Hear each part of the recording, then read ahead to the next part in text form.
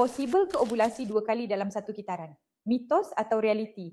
Ramai terkejut bila ovulation test positif hari ke-25, tak subuh ke hari ke-14 je?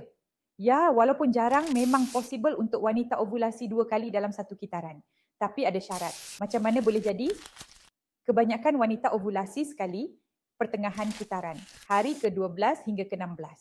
Tapi dalam kes tertentu, especially bila hormon LH naik 2 kali atau tubuh tengah imbalance, boleh berlaku ovulasi lewat hari 20 ke atas.